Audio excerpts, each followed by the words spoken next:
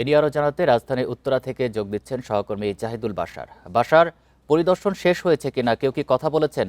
আজকে তারা আর কোথাও পরিদর্শনে যাবেন কিনা? দেখুন, আজকে আর কোথাও পরিদর্শনে যাবে না। র্যাবের এই যে বন্দিশালা আয়নাঘর, যেটি এখানে 29টি কক্ষ রয়েছে, এই বাড়িটিকে বাইরে থেকে যা দেখা যাচ্ছে, আমি এখন একটু পুরোটা দেখাতে চাই। দেখুন, এই গল্প, এখানকার যে ভয়াবহ চিত্রের বর্ণনা, সেটা শুধুমাত্র শোনা হয়েছে, কিন্তু এর ভিতরে যে কি অবস্থা সেটা দেখলে হয়তো অনেকের কল্পনারও বাইরে সেই ঘটনা। আমরা যদি একটু ভেতরে যাই, আপনি দেখতে পাবেন যে এই যে সিঁড়ি, তার আগে একটু দেখিয়ে যাই, এটি কিন্তু একটি সেল। এখানেও কিন্তু বন্দি রাখা হতো, বছরের পর বছর এখানে ছিলেন ব্যারিস্টার আরমান সহ অন্যরা।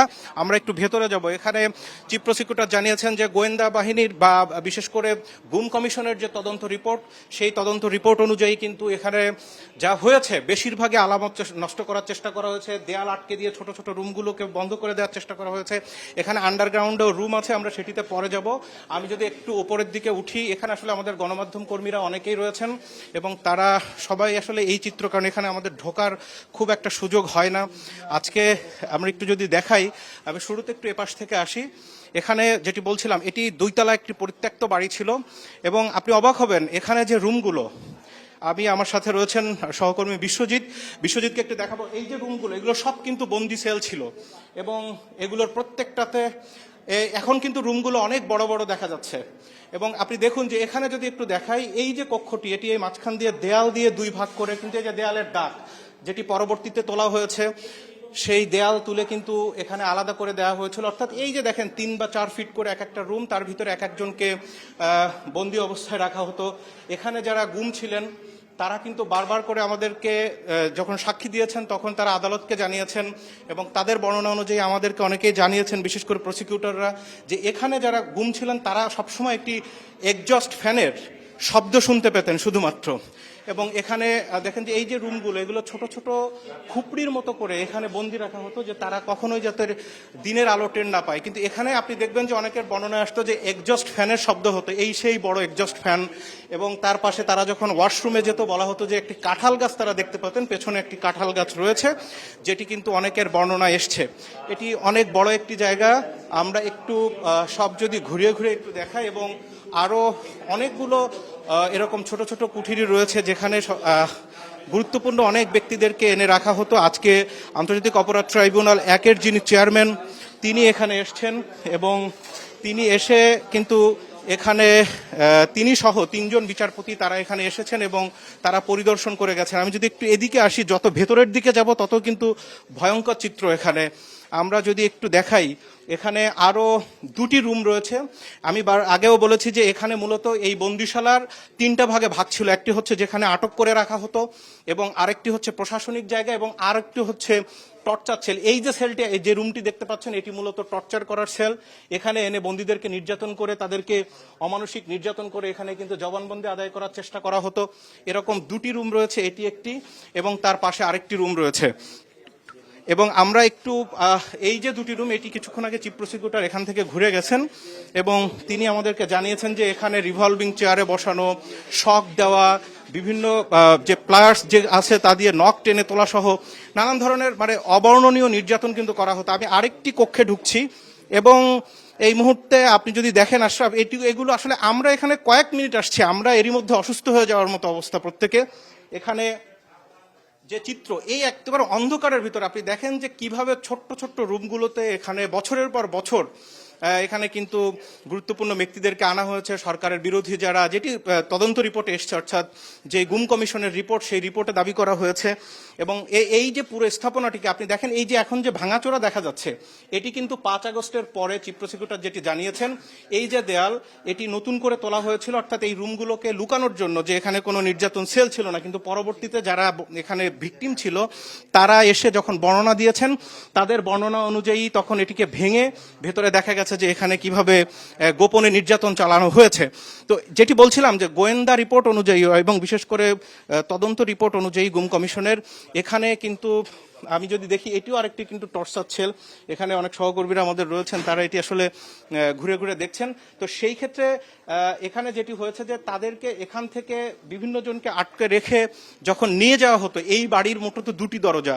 এর আগের বুলেটিনে আমরা যেমনটা খবরে দেখাচ্ছিলাম যে এখানে তাদেরকে একটা পাশ দিয়ে ঢুকানো হতো, কিন্তু বের করা হতো অন্য আরেকটি পাশ দিয়ে। এখানে দুটি দরজা। এই বের করার পেছনের মূল কারণ হচ্ছে তারা যাতে এটিকে ভালোভাবে বুঝে না উঠতে পারেন। আমরা এখন একটু নিচে নিচে যেতে চাই, এবং এখানে আরো ভয়ঙ্কর রুম রয়েছে নিচে।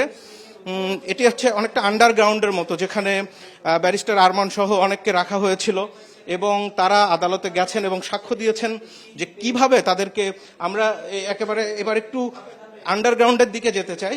এখানে ছোট্ট ছোট্ট রুম, এবং যেগুলো সাধারণত আমরা বাড়িতে দেখি, যেগুলো একেবারে সিঁড়ি রুম, এবং সেই সিঁড়ি রুমের মধ্যে কিন্তু এখানে ছোট ছোট খুপড়ি ঘর। এবং আপনি দেখবেন যে এর ভেতরে যদি কাউকে রাখা হয় তাকে কিন্তু আসলে কোনোভাবে এটি বোঝা সম্ভব না। এই যে রুমগুলো দেখতে পাচ্ছেন, এগুলো প্রত্যেকটি কিন্তু আলাদা আলাদা সেল, এবং সেই সেলে এক একজনকে বন্দি করে রাখা হতো। এখানে 1 2 3 4 5 6 7 8 9 10টি। অর্থাৎ আপনি বুঝতে পারেন যে সাধারণত বাড়ির যে রুমগুলো আমরা করে থাকি, সেরকম একটি বা দুটি রুমের ভিতরে 10টি সেল করা হয়েছে। এগুলোর যে আয়তন, এই যে দেখুন, এই যে ছোট্ট একটি, এখানে যদি আমরা দেখাই যে এখানে একজন মানুষ, এর ভেতরেই কিন্তু তার মাসের পর মাস কেটে গেছে। এবং এটি আন্তর্জাতিক অপরাধ ট্রাইব্যুনালের 3 জন বিচারপতি তারা এসছেন। এই যে মানে নির্যাতনের যে বর্ণনা আজকে এখানে চিফ প্রসিকিউটর দিয়েছেন, সেখানে দুটি বিষয় এসছে। এক হচ্ছে ওই সময় নির্যাতন করা হয়েছে, আরেকটি হচ্ছে আলামত নষ্ট করার চেষ্টা করা হয়েছে। তো সব মিলিয়ে আন্তর্জাতিক অপরাধ ট্রাইব্যুনালের চিফ প্রসিকিউটর কিছুক্ষণের মধ্যে এখানে ব্রিফ করবেন, এবং ব্রিফ করার পরে তিনি এখান থেকে আজকে যে আন্তর্জাতিক অপরাধ দেখাচ্ছিলেন যে অনেক কিছুই তো নষ্ট করে ফেলা হয়েছে এবং প্রমাণ লোপাটের চেষ্টা করা হয়েছে। এটি আসলে সঠিক বিচার প্রাপ্তিতে কোনো প্রতিবন্ধকতা তৈরি করবে কিনা? আপনি নিশ্চয়ই আইনজীবীদের সাথে কথা বলেছেন, তারা এ বিষয়ে কি বলেছেন?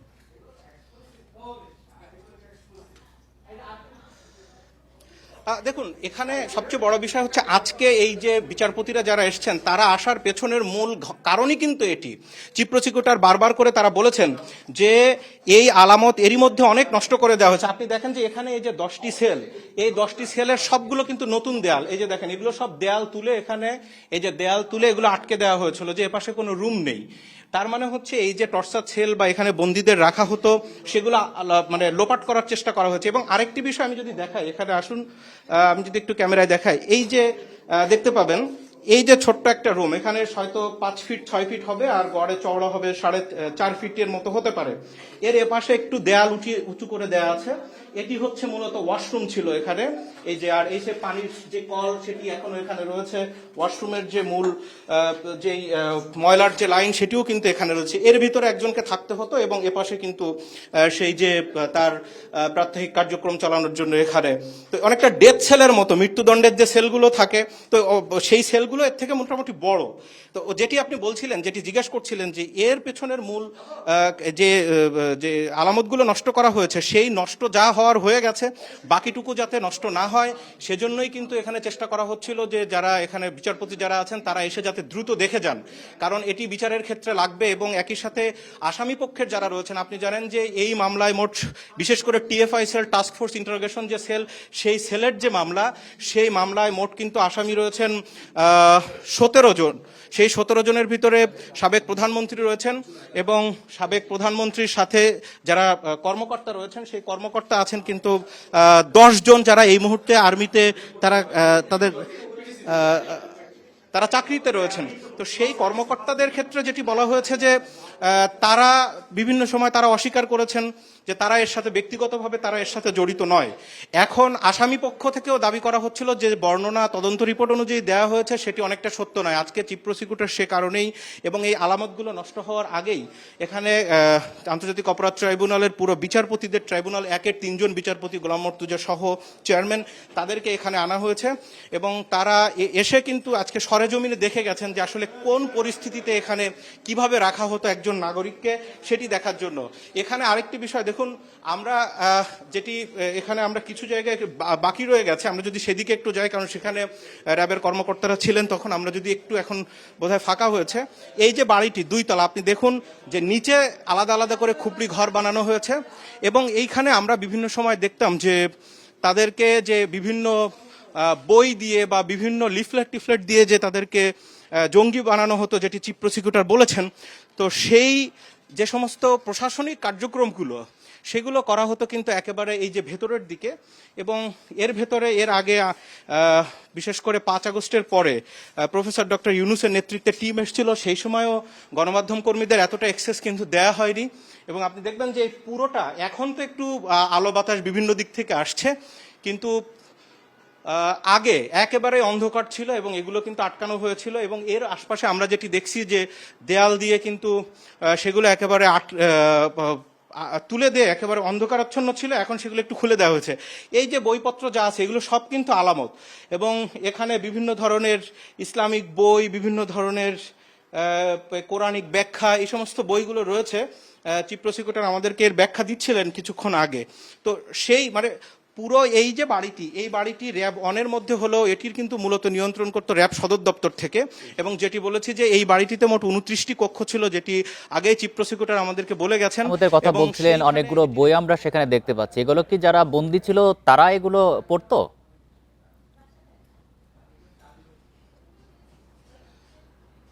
না, তারা পড়তো বলতে এখানে চিফ প্রসিকিউটর যেটি বলেছেন যে এগুলো পড়ার জন্য না, এগুলো বিভিন্ন সময় আপনি দেখতেন যে বিভিন্ন জিহাদি বই বা জঙ্গি সংগঠনের বই বলে এগুলোকে কিন্তু ব্রিফ করা হতো। চিফ প্রসিকিউটর বলেছেন যে এই বইগুলো দিয়েই কিন্তু তাদেরকে বিভিন্নভাবে গণমাধ্যমের সামনে আলাদাভাবে উপস্থাপন করা হতো। এই 5-7 মিনিট আগে চিফ প্রসিকিউটর সেই দাবি আমাদেরকে করেছেন। আর আরেকটি বিষয়, এখানে যা দেখতে পাচ্ছেন এগুলো কিন্তু সব এই জায়গাটিতে সেই 5 আগস্টের আগে, 2024-এর 5 আগস্টের আগে সেই সময় কিন্তু এগুলোর ছিল, এবং সেগুলো এখন অনেকটা, যেমনটা আগে বলছিলাম যে 5 আগস্টের ক্ষমতা পরিবর্তনের পরে কিন্তু এই সমস্ত আলামত নষ্ট করার যেই একটা বড় কর্মযজ্ঞ এখানে চলেছে, তারপরে এখানে বিশেষ করে গুম কমিশনের যারা ছিলেন তারা যখন এসে এগুলো তদন্ত করতে গেছেন, তখন এই সমস্ত বিষয়গুলো উঠে এসেছে। এবং এই যে বাড়িটি, এটা বাহির থেকে দেখে বোঝার উপায় নেই যে এর ভিতরে এত রুম, এত ছোট ছোট কক্ষ করা, সেখানে এইভাবে সবাইকে রাখা, এটি আসলে এর আগে কিন্তু আমরা কেউ বুঝতেই পারিনি যে এখানে সর্বশেষ কি অবস্থা। এবং এখানে আরেকটি রুম দেখা, এই মুহূর্তে প্রসিকিউটর শাইক মেহেদী আমাদের সাথে রয়েছে। আমরা যদি একটু কথা বলি, শাইক মেহেদী আপনি একটু আসবেন। যে এইখানে আমরা যেটি দেখছি যে অনেকগুলো রুম, আপনারা অনেকবারই এখানে এসেছেন, এই রুমগুলোর আসলে এখানে কি করা হতো? আচ্ছা, এগুলো মূলত জিজ্ঞাসাবাদ এবং টর্চারের জন্য ব্যবহৃত হতো। এই রুমগুলো বন্দিশালার একটা অংশ ওখানে, একটা অংশ নিচে আপনারা দেখেছেন। আর ভিআইপি বন্দিশালা নামে দুটো কক্ষ পরিচিত ছিল, সেটা হচ্ছে ডান পাশে। সো মোটা দাগে এখানে প্রায় 29টির মতো সেল আছে, 3টা ইন্টারোগেশন রুম আছে। এই হচ্ছে মোটামুটি এখানকার। এটা আমরা যেটা দেখছি যে বেশিরভাগই নতুন দেয়াল এবং সেটি ভাঙা। এটি কারা করেছিল? এই আলামত নষ্ট করার সময়টা কখন বা কেন? এটা আমাদের তদন্তাধীন বিষয়, এটা নিয়ে আসলে খুব বেশি কথার সুযোগ নেই। তবে যারা এটার সাথে, যখন আমরা এখানে ঢুকেছি তখনই নজরে এসেছে, এবং আমাদের সাক্ষীতে অলরেডি আদালতের সাক্ষ্য প্রমাণে এসেছে যে কারা এই ভাঙার সাথে জড়িত ছিলেন। মূলত এভিডেন্স নষ্ট করার একটা প্রচেষ্টা হিসেবে এই ভাঙচুরের কাজটা হয়েছে। আমরা সাধারণত দেখি যে পুরো বিচারপতি যারা থাকেন তারা এইভাবে, অথচ এটি অনেক বড় একটি মামলা এবং প্রশাসনিক মানে নিরাপত্তাজনিত অনেক বিষয় জড়িত, সরাসরি আদালত নেমে এসছেন এখানে বলতে গেলে। মানে এটার এতটা গুরুত্ব কেন মনে হলো? পৃথিবীতে বহুবার হয়েছে, পৃথিবীতে যেখানে আন্তর্জাতিক অপরাধের বিচার হয়, রোয়ান্ডাতে বিচারকরা সরাসরি গণহত্যার বধ্যভূমি এবং এই ধরনের ডিটেনশন সেন্টার ভিজিট করেছেন, ইয়াতে করেছেন, বসনিয়াতে করেছেন, এবং বিশ্বের বিভিন্ন দেশে জিনিসটা আন্তর্জাতিক আদালত বা ইন্টারন্যাশনাল ক্রাইমসের ট্রায়ালের ক্ষেত্রে হয়ে থাকে। এরই ধারাবাহিকতায় বাংলাদেশে প্রথমবারের মতো আমাদের বিচারপতি মহোদয়গণ এরকম একটি ডিটেনশন সেন্টার তারা ভিজিট করছেন। আরেকটি বিষয়, জেআইসি যেটি ডিজিএফআই এর যেখানে ছিল সেটিও পরিদর্শন করার কথা রয়েছে, এবং আরেকটি র্যাব সদর দপ্তরে যেটিকে ক্লিনিক নামে আরেকটি কোড নামে ডাকা হতো, সেটি তো আরেকটি স্থাপনা নাকি? সেটি আরেকটি স্থাপনা। সেগুলোও কি পরিদর্শন করা হবে? আমরা জেআইসির জন্য পারমিশন নিয়েছি, বিচারপতি মহোদয়গণ জেআইসি পরিদর্শন করবেন। অন্যগুলো করবেন কিনা সেটা আসলে সেই মামলাগুলো যখন সামনে আসবে তখন আসলে বোঝা যাবে। জি, আপনাকে অনেক ধন্যবাদ, আপনি দেখেছিলেন। আমরা এইবার একটু একেবারে বাইরের যে রুমটি শুরুতে দেখিয়ে আসছিলাম সেই রুমটিতে যাব। আশরাফ, আপনি দেখুন যে এই যে ছোট্ট একটা বাড়ি, এবং এখানে আপনি ভাবুন যে প্রত্যেকটা রুমে এখানে বিভিন্ন বন্দীদেরকে রাখা হয়েছে, এবং তারা সেখানে রয়েছে, তার পরিবারও জানে না, বছরের পর বছর এভাবে একটি বাড়িতে রাখা হয়েছিল। এবং 5 আগস্টের পরবর্তীতে সেটি, যে আমরা একদম শেষের দিকে আছি, প্রথমে যে রুমটিতে ছিলাম আমি একেবারে ছোট্ট করে সেই রুমটি একটু দেখিয়ে শেষ করব। এই যে রুমটা আপনি দেখুন যে একেবারে সিঁড়ির রুম, আমি যদি সেইটাতে একটু যাই, এখানে আমাদের অন্যান্য সহকর্মীরা রয়েছেন। এই যে একেবারে রুমের বাইরে সেই রুমটি হচ্ছে এই, এবং আপনি আরো অবাক হবেন যে এখানের রুমগুলোর কি অবস্থা। উপরের গুলোতে তো একটু জায়গা ছিল, এখানের গুলোতে একেবারে সেই জায়গাটিও নেই। এই যে একেবারে এই যে রুম আপনি দেখুন একদম ছোট, এখানে আমি যদি একটু হাত দিয়ে দেখাই, মাত্র এক হাত জায়গা, এগুলো এর ভেতরও এগুলো মূলত ওয়াশরুম, ছোট ছোট ওয়াশরুম রাখা হয়েছে এবং ওপাশে অনেককে রাখা হতো। এই এই এই হচ্ছে অবস্থা এখানে, এবং এর ভেতরে থাকলে এখানে কেউ মারা গেলেও কোনোভাবেই সেটি হয়তো আর বাইরে থেকে বোঝা কোনোভাবেই সম্ভব না। তো আন্তর্জাতিক অপরাধ ট্রাইব্যুনালের আজকে যেই বিচারপতি সহ যারা এসছেন এই সরাসরি পরিদর্শনে আমরা তাদের সাথে ছিলাম। আমরা চেষ্টা করেছি পুরো বাড়িটি, অর্থাৎ যেই অভিযোগ এবং সেই বিচারের আগে এখন পর্যন্ত এটি অভিযোগ আকারে রয়েছে এবং সেই বিচার চলছে, সাক্ষ্য দিয়েছেন অনেকে, আমরা সেটি একটু ঘুরে দেখছিলাম। তো এই ছিল আমার কাছে আসলে এক নজরে পুরো এই যে র্যাব 1-এর আয়নাঘর বা হাসপাতাল নামে পরিচিত যে কোড নেমটি, সেই স্থাপনার বিস্তারিত। উত্তরা থেকে জানাচ্ছিলেন সহকর্মী জাহিদুল বাশার।